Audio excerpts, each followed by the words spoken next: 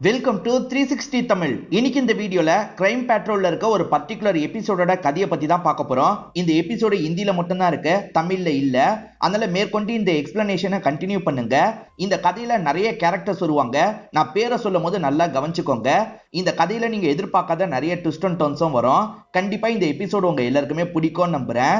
எக்ஸ்பிளனேஷனுக்குள்ள போறதுக்கு முன்னாடி வீடியோக்கு ஒரு லைக் போடுங்க. அது மூலியமா இந்த வீடியோ இன்னும் நிறைய பேர்கிட்ட கொண்டு போய் சேர்க்கப்படும். மேற்கொண்டு டைம் வேஸ்ட் பண்ணாம நம்ம நேரடியா எக்ஸ்பிளனேஷனுக்குள்ள போயிடலாம். பாம் வெடிக்கிறதுக்கு முன்னாடி கவுண்டிங் மாதிரி வரும் பாத்தீங்களா, அந்த மாதிரி கவுண்டிங்க நமக்கு காட்டுறாங்க. இப்போ ஒரு பார்ட்டியில பாம் வெடிச்சு சதறுது, அதனால நிறைய பேர் இறந்து போயிடுறாங்க போல. எந்த பார்ட்டியில பாம் வெடிச்சது அப்படின்றத சரியா காட்ட மாட்டாங்க. இப்ப ஸ்டார்டிங்ல இருந்து நடந்த விஷயத்த காட்டுறாங்க. இப்ப யசோதான்னு ஒருத்தங்களை காட்டுறாங்க. இவங்க இந்த கதையில முக்கியமான கேரக்டரா இருப்பாங்க. இவங்க அப்பா அம்மாவை எதிர்த்து வேற ஒருத்தரை கல்யாணம் பண்ணலாம்னு நினைக்கிறாங்க. அவர் பேரு அன்கித் அப்படின்றது. அப்பா அம்மா இருக்காங்கல்ல, நீ என்ன நினைச்சிட்டு இருக்க, நாங்க சொல்றதை புரிஞ்சுக்கோன்ற மாதிரிலாம் அட்வைஸ் பண்றாங்க. உன் முகத்தை கண்ணாடியில பாரு, நீ எவ்வளவு கருப்பா இருக்க, ஆனா அந்த பையன் அவ்வளவு வெள்ளையா இருக்கான். அந்த பையன் பணத்துக்காக தான் உன்னை லவ் பண்றான், உன்னை ஏமாத்திட்டு போயிடுவான்ற மாதிரிலாம் அம்மா சொல்லிட்டு இருக்காங்க. ஏமா இந்த மாதிரிலாம் பேசுறீங்க, அன்கித் ஒன்னும் அப்படி கிடையாது, நீங்க தான் கல்யாணம் முடிச்சு நான் போக கூடாதுன்றதுக்காக இந்த மாதிரி பண்ணிட்டு இருக்கீங்கன்ற மாதிரி சொல்றாங்க. உண்மையும் அதுதான். ஏன்னா பேரண்ட்ஸ் இப்ப வேலை பார்க்கல, பொண்ணோட வருமானத்துல தான் இருந்துட்டு இருக்காங்க. பொண்ணு போயிட்டா இவங்க கஷ்டப்படணும்ல, அதனால தான் பொண்ணை இந்த மாதிரி ஏமாத்தி கூடிய வச்சிட்டு இருக்காங்க. இதுக்கப்புறம் என்னால உங்க கூட இருக்க முடியாது, நான் கண்டிப்பா அன்கித் தான் கல்யாணம் பண்ணிக்க போறேன், நீங்க விருப்பப்பட்டாலும் படலனாலும் சரி, நான் இங்க இருந்து கிளம்ப போறேன் அப்படின்ட்டு மாதிரிலாம் சொல்லிட்டு இருக்காங்க.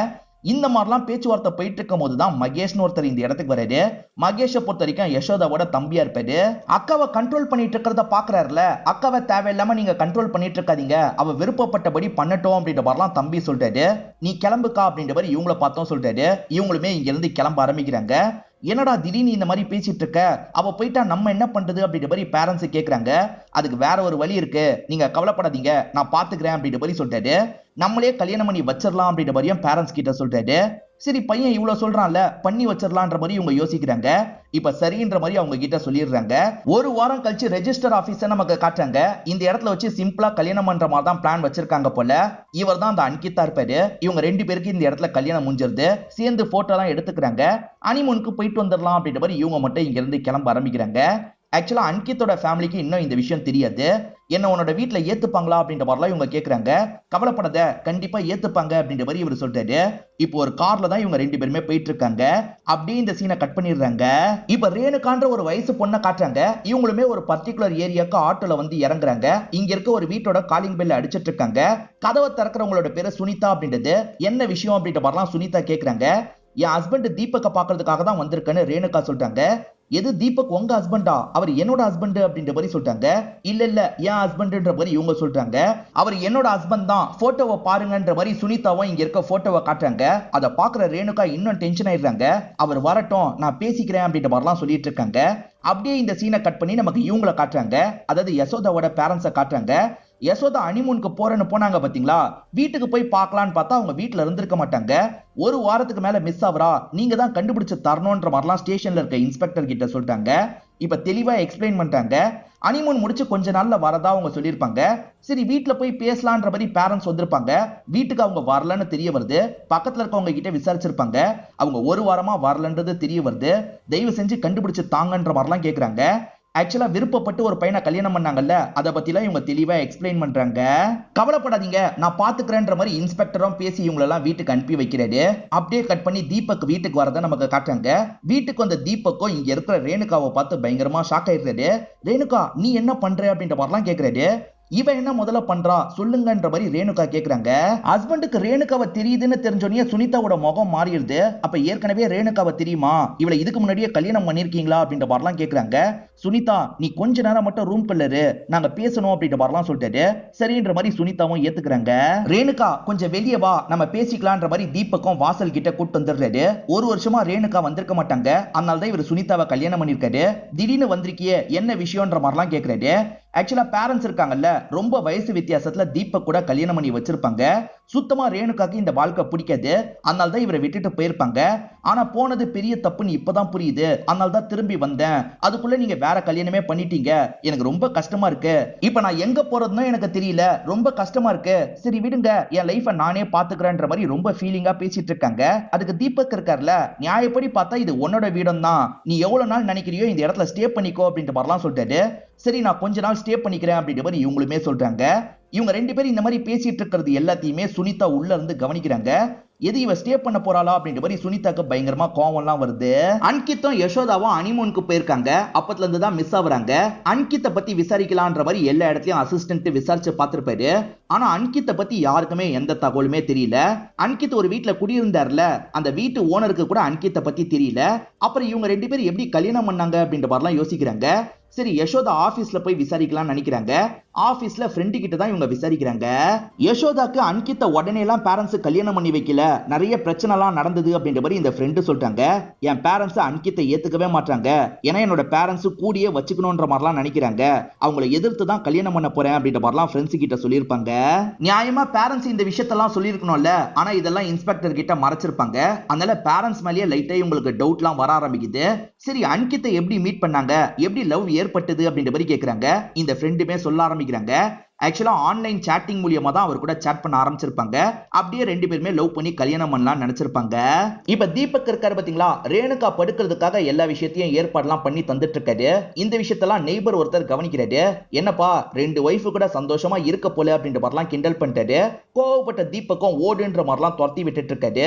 இதெல்லாம் கவனிச்சிட்டு இருக்க சுனிதா இருக்காங்கல்ல, அவன் சொன்னதுல என்ன தப்பு இருக்குன்னு சொல்றீங்க, ஏன் இந்த மாதிரிலாம் பண்ணிட்டு இருக்கீங்க, இவளை சீக்கிரமா இந்த வீட்டை விட்டு அனுப்பி விடுங்கன்ற மாதிரிலாம் கோவப்பட்டு இருக்காங்க.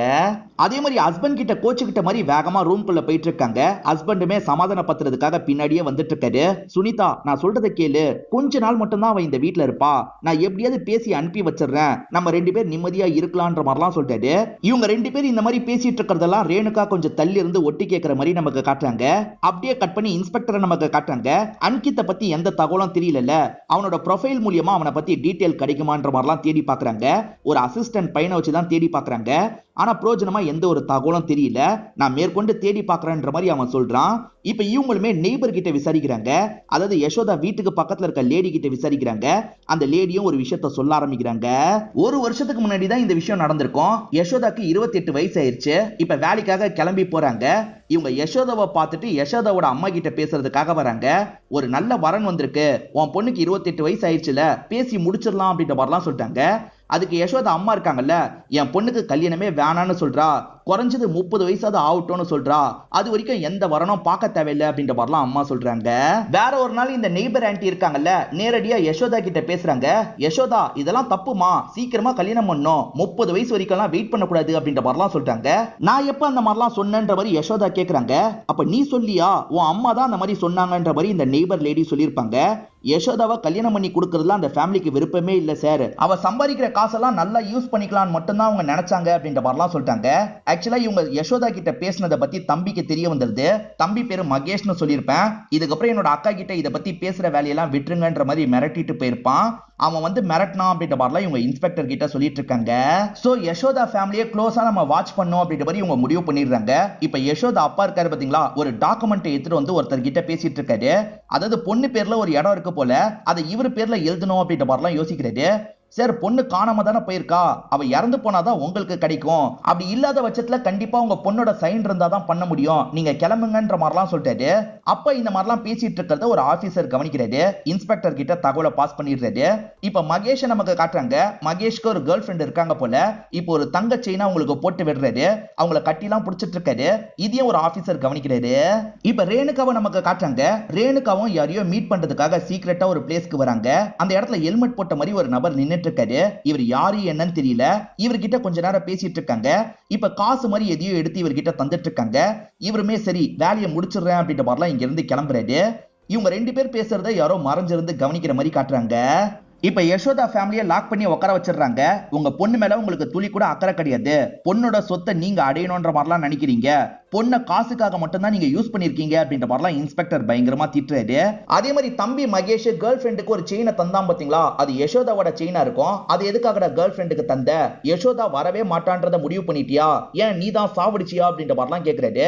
ஃபேமிலியை சேர்ந்தவங்க என்ன சொல்றாங்கன்னா, எங்க 2 பேருக்கு வயசாயிடுச்சு, பையனும் பொறுப்பா இல்ல, பொண்ணு மட்டும் தான் சம்பாரிச்சா, அவ கல்யாணம் பண்ணி போயிட்டா என்ன பண்றது அப்படின்ற மாதிரி யோசிச்சோம். அதனால தான் அன்கித்து கூட கல்யாணம் வேணான்ற மாதிரி தட்டி கழிச்சோம். மத்தபடி எங்க பொண்ணை கொல்ற அளவுக்குலாம் நாங்க கெட்டவங்க இல்லன்ற மாதிரிலாம் சொல்றாங்க.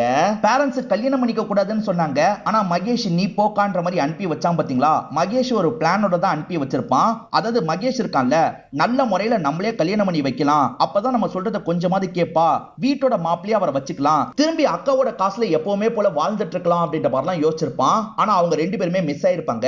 மிஸ் ஆனதுக்கும் எங்களுக்கும் சம்பந்தம் இல்லைன்ற மாதிரி சொல்லிட்டாங்க. அப்ப தனிப்பட்ட முறையில நம்ம தேடி பார்க்கிற வேலையை ஆரம்பிப்போம் இவங்க ஆரம்பிக்கிறாங்க. அன்கித்தை பத்தி எந்த ஒரு டேட்டாவும் இவங்களுக்கு கிடைக்க மாட்டேங்குது. அதனால அன்கித்தை சந்தேகப்படுறாங்க.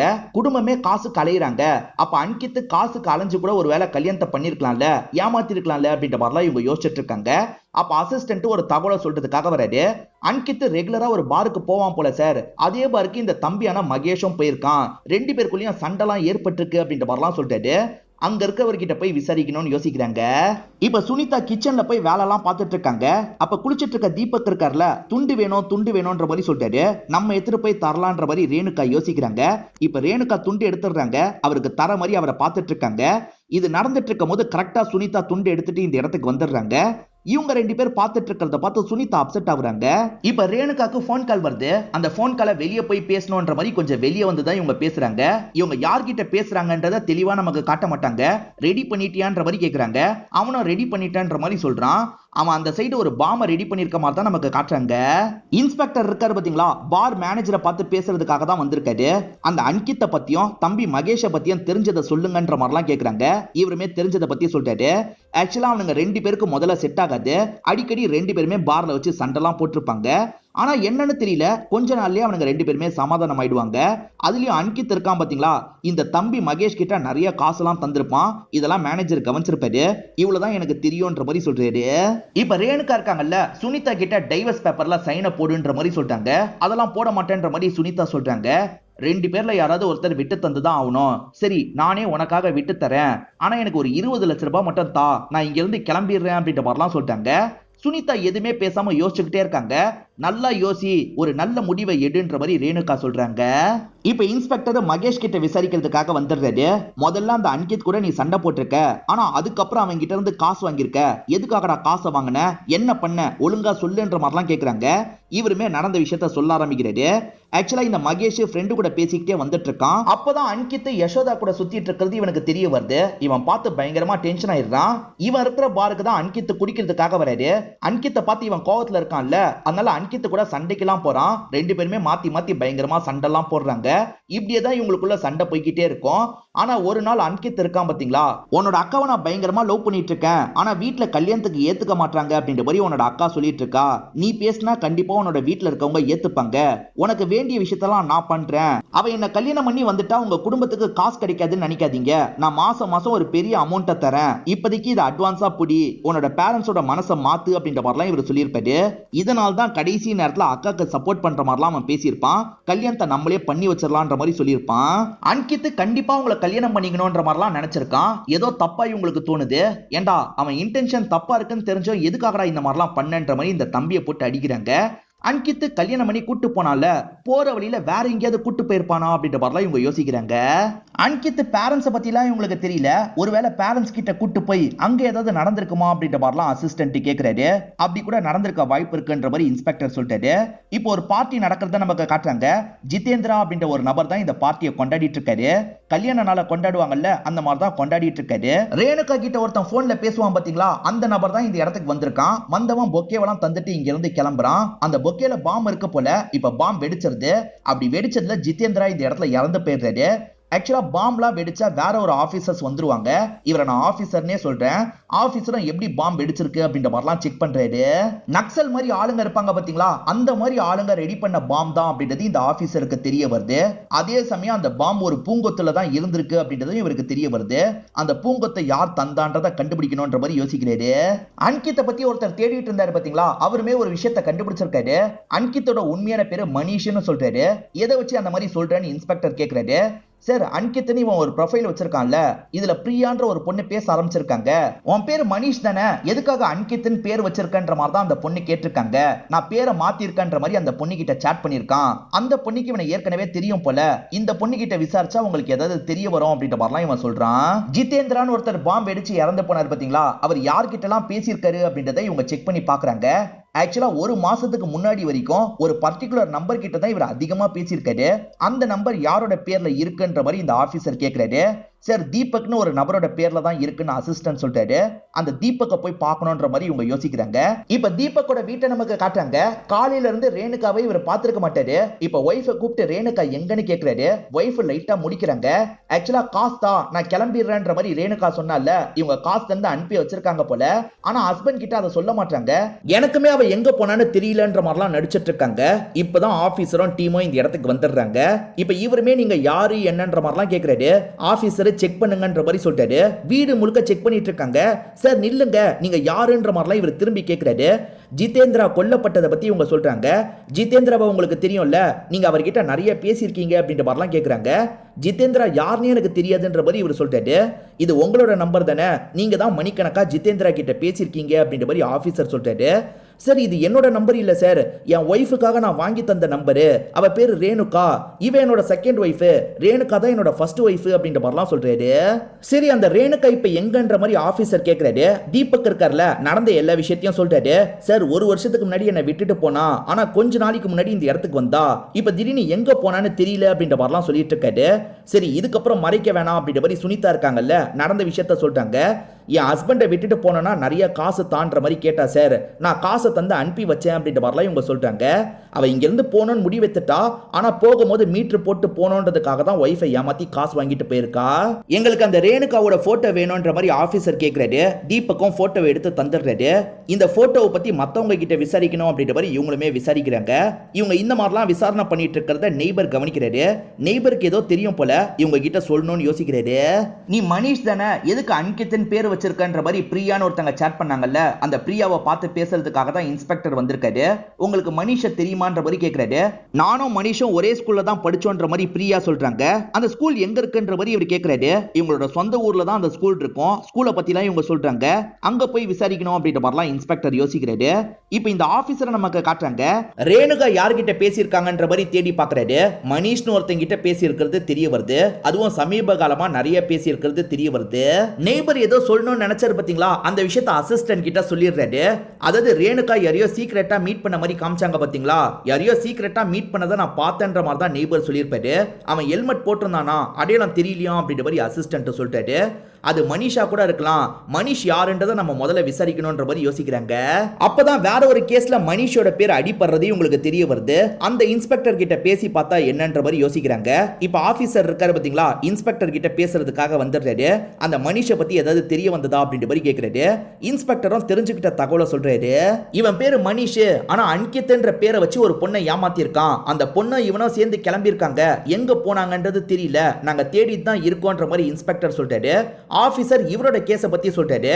ஆக்சுவலா ஒரு பொண்ணுக்கு பாம்பை ரெடி பண்ணி தந்திருக்கான். அது இவன் தான் பண்ணிருக்க வாய்ப்பு இருக்குன்னு சந்தேகப்படுறோம். ரெண்டு பேருமே எப்படியாவது தேடி கண்டுபிடிக்கணும் அப்படின்ற மாதிரி ஆபீசர் சொல்றாரு. ரேணுகாக்கும் மனிஷ்க்கும் பழக்கம் இருக்கிறது உங்களுக்கு தெரியுது. ஒருவேளை ரேணுகாவை பத்தி பிரியாக்கு தெரியுமான்ற மாதிரி விசாரிக்கிறதுக்காக வந்துடுறாங்க. இவளை தெரியுமான்ற மாதிரி போட்டோவை காட்டுறாங்க. சார் இவ்வளவு எங்க கூட ஸ்கூல்ல படிச்சவதான் அப்படின்ற மாதிரி இவங்க சொல்றாங்க. ரேணுகாவை ரீசெண்டா எப்பயாவது பாத்தீங்களான்ற மாதிரி இவர் கேக்குறாரு. ஆமா சார், ஒரு வீட்டுக்கு பக்கத்துல வச்சு பார்த்தேன். அவ வீடான்னு கூட எனக்கு தெரியலன்ற மாதிரிலாம் சொல்லிட்டு இருக்காங்க. அந்த இடத்துல போய் செக் பண்ணி பார்க்கணும்ன்ற மாதிரி ஆபீசர்ஸ் யோசிக்கிறாங்க. இன்ஸ்பெக்டர் அசிஸ்டன்ட் இருக்கார்ல, இப்ப பேரண்ட்ஸை பார்க்கிறதுக்காக வந்திருக்காரு. இவரை தெரியுமான்ற மாதிரி ஜிதேந்திரா போட்டோவை காட்டுறாரு. எங்களுக்கு தெரியாது அப்படின்ற மாதிரி இவங்களுமே சொல்லிட்டு இருக்காங்க. எதுக்காக கேக்குறீங்கன்ற மாதிரிலாம் கேக்குறாங்க. அன்கித் அவ்வளவு நல்லவனா எங்களுக்கு தெரியல. அன்கித் ஒரு பாம்பு ரெடி பண்ணி இந்த ஜிதேந்திரா இறந்திருக்கிறதா நாங்க சந்தேகப்படுறோம், அதனால தான் கேக்குறோன்ற மாதிரிலாம் சொல்லிட்டாரு. சரி எங்க பொண்ணை கண்டுபிடிச்சு தாங்கன்ற மாதிரி இவங்களுமே அழுவுறாங்க. இப்ப நக்சல் இருக்க ஒரு பகுதியை நமக்கு காட்டுறாங்க. இப்போ ஒரு நபர் டென்ட்டுக்குள்ள போறதுக்காக வராரு. அந்த டென்ட்டுக்குள்ள ஒரு பொண்ணு இருக்காங்க. யார் அந்த பொண்ணுன்றது தெரியல. ஒரு வீட்டு வாசல்ல வச்சு ரேணுகாவை பார்த்தன்ற மாதிரி சொன்னாங்கல்ல, அந்த வீட்டுல போய் செக் பண்ணி பார்க்கலான்ற மாதிரி இன்ஸ்பெக்டரும் ஆபீசரும் யோசிக்கிறாங்க. இவங்க ரெண்டு பேருமே கிளம்பி அந்த வீட்டுக்கு வந்துடுறாங்க. ஆபீசருமே காலிங் பெல்ல அடிச்சிட்டு இருக்காரு. ரேணுகா ஜன்னல் வழியா இந்த விஷயத்தை கவனிக்கிறாங்க. ஆபீசர்ஸ் தான் வந்திருக்காங்கன்னு தெரிஞ்சிருது. பின் வழியா தப்பிச்சு போலான்ற மாதிரி ஓடிட்டு இருக்காங்க. ஆனா இப்படி ஓடிட்டு இருக்கிறத மத்தவங்க கவனிச்சிடுறாங்க. இப்போ ஓடி வந்து இவங்களை லாக் பண்ணிடுறாங்க. ஜிதேந்திரா கூட ஒரு மாசத்துக்கு முன்னாடி வரைக்கும் நிறைய பேசியிருக்க, ஆனா இந்த ஒரு மாசம் அவர்கிட்ட பேசல. அவர் மேல நீ தான் கோவத்துல இருந்திருக்க, பாம வெடிக்க வச்சிருக்க. யார் மூலியமா இந்த பாம ரெடி பண்ண, எதுக்காக ஜிதேந்திராவை கொல்லணும்னு நினைச்ச, ஒழுங்கா சொல்லுன்ற மாதிரிலாம் கேக்குறாரு. எனக்கு தெரியாது தெரியாதுன்னு நடிக்கிறாங்க. உண்மையை சொல்ல போறியா இல்லையான்ற மாதிரி அடிக்கலாம் வராரு. இவங்களுமே சொல்ல ஆரம்பிக்கிறாங்க. ஆக்சுவலா பேரண்ட்ஸ் தீபக்கை கல்யாணம் பண்ணி வச்சிருவாங்க. தீபக் கூட இருக்க இவங்களுக்கு பிடிக்காது. இவங்களே வேற வேலை பார்த்துக்கலான்ற மாதிரி அங்க இருந்து கிளம்பி இருப்பாங்க. அப்பதான் ஜிதேந்திரா கூட இவங்களுக்கு பழக்கம் ஏற்பட்டிருக்கும். ஜிதேந்திராக்கு ஒய்ஃப்லாம் இருப்பாங்க. அது தெரிஞ்சுதான் இவங்க பழகுவாங்க. நான் ஒய்ஃபை விட்டுட்டு வந்துடுறேன், உன்னை கல்யாணம் பண்ணிக்கிறேன், நீ கெஸ்ட் ஹவுஸ்ல இருன்ற மாதிரி சொல்லியிருப்பாரு. ரெண்டு பேருமே அந்த இடத்துல குடும்பம்லாம் நடத்தியிருப்பாங்க. ஒய்ஃபை விட்டுவாங்கன்ற மாதிரி இவங்க சொல்லிக்கிட்டே இருப்பாங்க. ஒரு ஸ்டேஜ்ல அவர் இருக்கார்ல, இவங்க திங்ஸ் எல்லாம் தூக்கி எறிகிறாரு. ஒய்ஃப் எல்லாம் விட்டுட்டு வர முடியாது, நீ கிளம்புன்ற மாதிரி சொல்லிட்டாரு. அதாவது இவ்வளவு நாள் இவங்களை யூஸ் பண்ணிட்டு ஏமாத்துறாரு. இவங்க கோவப்படுறாங்க. உன்னை கண்டிப்பா நான் ஏதாவது பண்ணுவேன்னு சொல்றாங்க. முடிஞ்சதை பண்ணிக்கோ அப்படின்ற மாதிரி இவர் பேசியிருப்பாரு. இப்ப இவங்களுக்கு தங்குறதுக்கு இடம் இல்லைல்ல, அதனால எங்கேயாவது போகணுன்றதுக்காக தான் தீபக்கோட வீட்டுக்கு இவங்க போயிருப்பாங்க. எப்படியாவது அந்த ஜிதேந்திராவை பழி வாங்கணும்னு நினைச்சிருப்பாங்க. பாம் ரெடி பண்ணக்கூடிய அன்கித்தை பத்தி உங்களுக்கு தெரியும், அதாவது மனிஷை பத்தி உங்களுக்கு தெரியும். பாம் ரெடி பண்ணி தானு கேட்பாங்க, அவருமே ரெடி பண்ணி தந்திருப்பாரு. இதுக்கு நிறைய காசு தரணும்ல, அந்த காசு தான் வாங்கியிருப்பாங்க. மனிஷ் மூலியமா உனக்கு பாம் கிடைக்கும்னு எப்படி நினைச்சன்ற மாதிரிலாம் கேக்குறாங்க. அதுக்கு ஒரு காரணத்தை இவங்க சொல்ல ஆரம்பிக்கிறாங்க. ஆக்சுவலா ஒரு வருஷத்துக்கு முன்னாடியே இவங்க எதர்ச்சியா அவரை மீட் பண்ணிருப்பாங்க. அவரை பத்தி எல்லாம் கேட்டு தெரிஞ்சுப்பாங்க. அவரை பொறுத்த வரைக்கும் ஏறக்குறைய நக்சல் பேசுற மாதிரிலாம் பேசுவாரு. அவன் நக்சலா தான் செயல்பட்டு இருக்கான் அப்படின்றது இவங்களுக்கு தெரிய வந்திருக்கும். எனக்கு ஒரு பிரச்சனை இருக்கு, தயவு செஞ்சு எனக்கு பாம் ரெடி பண்ணி தான்ற மாதிரிலாம் இவங்க கேட்டிருப்பாங்க. அதனால தான் காசை வாங்கி பாம் ரெடி பண்ணி தந்திருப்பாரு. இப்ப எப்படியாவது பேசி அவனை வர வைன்ற மாதிரி இந்த ஆபீசர் சொல்லிட்டாரு. இவங்களுமே கால் பண்ணி அவர்கிட்ட பேசுறாங்க. உனக்கு இன்னும் கொஞ்சம் காசு தரணும்ல, என் வீட்டுல தான் அந்த காசை வச்சிருக்கேன், நீ வேணா ஃப்ரீயா இருக்கப்ப போய் எடுத்துக்கோ அப்படின்ற மாதிரி சொல்லிட்டாங்க. அவனுமே சரின்ற மாதிரிலாம் ஏத்துக்கிறான். மனிஷ்க்கு இந்த டிராப்பை பத்தி எல்லாம் தெரியாதுல்ல. இப்ப மனிஷ்மே வீட்டுல காசு எடுக்கிறதுக்காக வராரு. அங்க மறைஞ்சிருந்த ஆபீசர்ஸ் இருக்காங்கல்ல, சட்டுன்னு வந்து இவனை லாக் பண்ணிடுறாங்க. இவனை போட்டு பயங்கரமா அடிக்கிறாங்க. எங்க அந்த யசோதா அப்படின்ற மாதிரிலாம் கேக்குறாங்க. நக்சல்லாம் இருக்காங்கல்ல, அந்த பகுதியில தான் இருக்கிறதா இவன் சொல்லியிருப்பான். இப்ப ஆளுங்கெல்லாம் மொத்தமா அந்த இடத்துக்கு வந்துடுறாங்க. அங்க இருக்க நக்சலுங்களை எல்லாம் அட்டாக் பண்ணிட்டு இருக்காங்க. நிறைய பேர் தப்பிச்சிடுறாங்க, சிலர் மாட்டிக்கிறாங்க. அந்த இடத்துல தான் பொண்ணு லாக் ஆயிருக்கிறது இவங்களுக்கு தெரிய வருது. இவ்வளவு நாள் அந்த பொண்ணை கொடுமை பத்தி இருக்கான்னு தெரிய வருது. எதுக்காகடா கொடுமை பத்தினு அப்படின்ற மாதிரிலாம் இன்ஸ்பெக்டர் கேக்குறாரு. இவனுமே காரணத்தை சொல்ல ஆரம்பிக்கிறான். ஆக்சுவலா வேணும்ட்டே இவங்க கிட்ட பழகிதான் இவன் க்ளோஸ் ஆயிருப்பான். நம்ம ரெண்டு பேர் கல்யாணம் பண்ணிக்கலாம் அப்படின்ற மாதிரி இவங்களை கல்யாணம் பண்ணிருப்பான். பேரண்ட்ஸை பார்க்க போலான்ற மாதிரி தானே இவங்களை கூட்டு போயிட்டு இருந்தான். ஆனா ஒரு காட்டு பகுதிக்கு தான் கூட்டு வரான். எதுக்காக இங்க கூட்டு வந்திருக்கன்ற மாதிரி இவங்க கேக்குறாங்க. அந்த இடத்துக்கு இந்த மனிஷோட அண்ணனும் வந்துடுறாரு. ஆக்சுவலா இவங்க ரெண்டு பேருமே நக்சலா தான் இப்ப செயல்பட்டு இருக்காங்க. 20 வருஷத்துக்கு முன்னாடி இவரோட கிராமத்துல நிறைய அடக்குமுறை எல்லாம் நடந்திருக்கும். இவரோட அப்பா அதனால பாதிக்கப்பட்டிருப்பாரு. அந்த சமயம் அந்த ஊரோட சர்பஞ்சா யார் இருப்பாங்கன்னு பாத்தீங்கன்னா இந்த யசோதாவோட தாத்தா தான் இருப்பாங்க. தாத்தாவால் தான் அப்பா பாதிக்கப்பட்டிருப்பாரு. அப்பா அதனால இறந்தும் போயிருப்பாரு. இவங்க நிறைய கஷ்டத்தெல்லாம் தொடர்ச்சியா ஃபேஸ் பண்ணிக்கிட்டே இருப்பாங்க. அதனால தான் இவங்க ரெண்டு பேருமே நக்சலா மாறி இருப்பாங்க. அதே சமயம் அந்த தாத்தா மேலேயே இவங்களுக்கு கோபம் இருக்கும். ஏன்னா அந்த தாத்தாவால தான் இவங்க ரெண்டு பேரோட அப்பா இறந்து போயிட்டாங்க. சோ தாத்தாவோட ஃபேமிலியை பழி வாங்கணும்னு நினைச்சிருப்பாங்க. அதனால தான் யசோதாவை லவ் பண்ற மாதிரிலாம் இவர் பழகி இருப்பாரு. அவளை தூக்கிட்டு போயிடணும், ஃபேமிலி கஷ்டப்படுவாங்கல்ல, கஷ்டப்பத்தணும் அப்படின்ற மாதிரிலாம் இவர் யோசிச்சிருப்பாரு. அதனால தான் லவ் பண்ற மாதிரி ஏமாத்திருப்பாரு. அவங்கள கூட்டு போய் டார்ச்சர் பண்ணிருப்பாரு. இதனால தான் பண்ண அப்படின்ற மாதிரிலாம் சொல்லிட்டு இருக்காரு. இவங்களுக்கு கொஞ்சம் வருமானம் தேவைப்படும்ல, அந்த வருமானத்துக்காக தான் பாம்லாம் ரெடி பண்ணி தருவாங்க. ஆக்சுவலா ரேணுகாக்கு பாம் ரெடி பண்ணி தந்ததுனால தான் இவர் யாடகடமா மாட்டிருக்காரு. இப்ப எப்படியோ கேஸை சால்வ் பண்ணிட்டாங்கன்ற மாதிரி நமக்கு காட்டுறாங்க. அதே சமயம் யசோதாவை மீட் எடுத்துடுறாங்க. இப்ப ஹாஸ்பிட்டல்ல இருக்க யசோதாவை பேரண்ட்ஸ் பாக்குறதுக்காக வராங்க. ஆனா யசோதா பேரண்ட்ஸ் மேல கோவப்படுறாங்க. அவன் என்ன ஒரு விதத்துல டார்ச்சர் பண்ணானா, நீங்க கூட தான் என்ன டார்ச்சர் பண்ணீங்கன்ற மாதிரி இன்டைரக்டா சொல்லிட்டாங்க. பேரண்ட்ஸ்மே இதுக்கப்புறம் பொண்ணை நல்லபடியா பாத்துக்கணும்ன்ற மாதிரிலாம் யோசிக்கிறாங்க. இதோடயே இந்த கதையை நமக்கு முடிச்சிடுறாங்க. இந்த கதையில வந்த ட்விஸ்ட் அண்ட் டர்ன்ஸ்லாம் உங்களுக்கு பிடிச்சிருக்கும்னு நம்புறேன். இந்த வீடியோ உங்களுக்கு பிடிச்சிருந்ததுன்னா லைக் பண்ணுங்க, கமெண்ட் பண்ணுங்க, மறக்காம 360 தமிழ் சேனலை சப்ஸ்கிரைப் பண்ணுங்க. தொடர்ச்சியா இந்த மாதிரி வீடியோக்கள் வந்துகிட்டே தான் இருக்கும்.